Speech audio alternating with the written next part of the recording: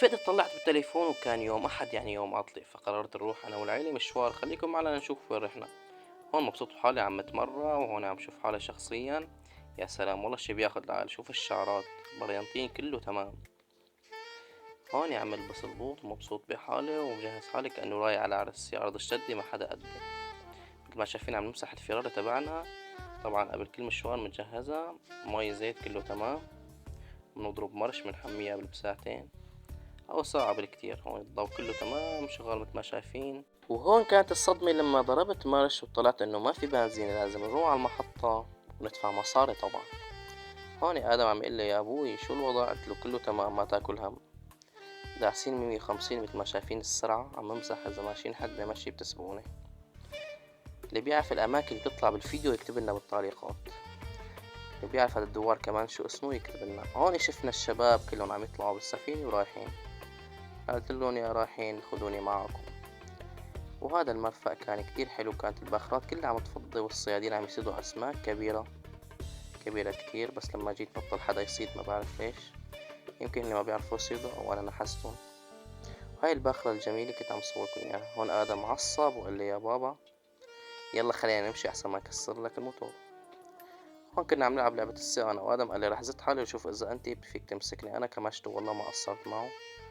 هون قال لي طلعني لفوق، بدي أشوف الدنيا من فوق وشوف حياة الأغنياء. قلت له هو الباي للكاميرا. قال ما يفكر خلصنا الفيديو. قلت له لا لسه بدنا نروح نشوف البحر. لساتنا بأول الفيديو وين رايح يا عيني. مثل ما شايفين هون عم نطلع مبسوطين ونفسنا طبعا نطلع بالباخرات ونروح على مكان بعيد عن نص البحر وما نرجع. وهون مبسوطين وعم نطلع على العالم وعم نقول. هون ابن آدم قال لازم تشتري لي يا بابا السيارة. قلت له السيارة ما فيني اشتري لك، أنا رح استأجر لك وحدة تكرم عينك. استأجرت له السيارة وقال لي عبالي شفط. شلت له فرامات وخليته يشفط على العالم. هون كان واحد عم يغرق قلت له تستفيد، ما حدا قال لك تنزل تسبح. اي والله. مثل ما شايفين هون آدم حطت له الكاميرا تحت اجريه مشان انا اطلع وهو يطلع كمان بالفيديو. هون كان آدم عم يزور العالم لأنه طالع بسيارة خلنج وراء عليا ويا عرض الشدة ما حدا قدي. قلت له يا ابني صار عندك سيارة تكبر على العالم. قال لي تكرم عينك يا بابا. رحنا أنا وآدم كفينا مشوارنا.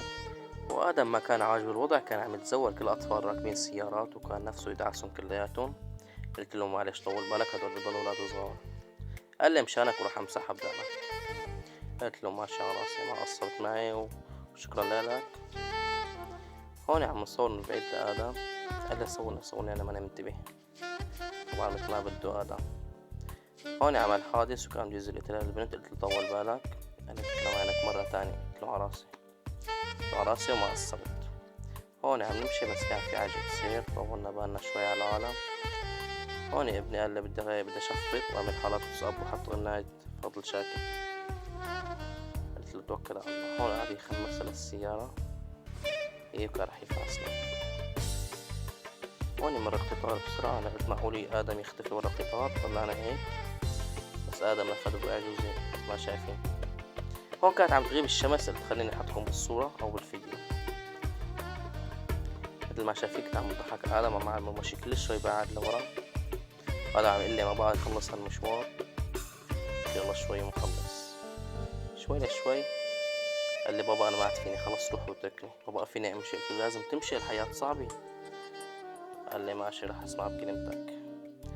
قال لي بس هوني أنا وقعت خلاص. قال لي روح واتركني. هون قررنا نعمل حالات واتساب ونلبط بإجرينا مثل هالعالم ما بيعملوا عشان نحس بحياة الأغنياء. هدول اللي صورناهم كلياتهم ولا لأنه ما صورناهم. شفنا عرض هدول الشباب كانوا عم يلعبوا بالنار. قلت لهم تحرقوا أصابعكم الصغار. قلت لهم يصطفلوا خلص إني هيك بدهم. تفرجنا أنا وآدم وشوفوا كيف عم يعمل بالنار. نحنا أصلا بنعرف نعملها بس ما بدنا. أصلا سهلة نحنا بنعرف. كان عرض كتير حلو.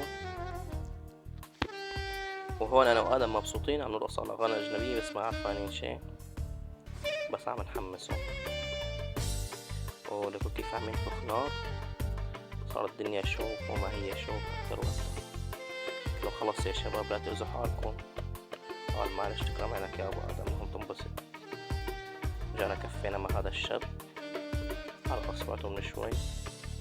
كتير صدفة لأنه نصحته كتير. هون كان عنا سياح جايين من بعيد حتى يشوفونا، سلمنا عليهم مثل ما شايفين. هاي السيارة الصغيرة، وهاي مدينة بلاهي أشهر مدينة عنا.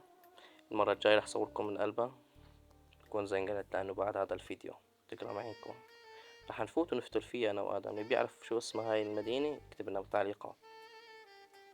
وبس خلصنا رجعنا وجبنا لفات بطاطا، وأعطيتكم رأيي باللفة كانت كتير طيبة. نسيت حالي، فكرت حالي بلوجر، وبنصحكم تجربوا اللفة كتير طيبة.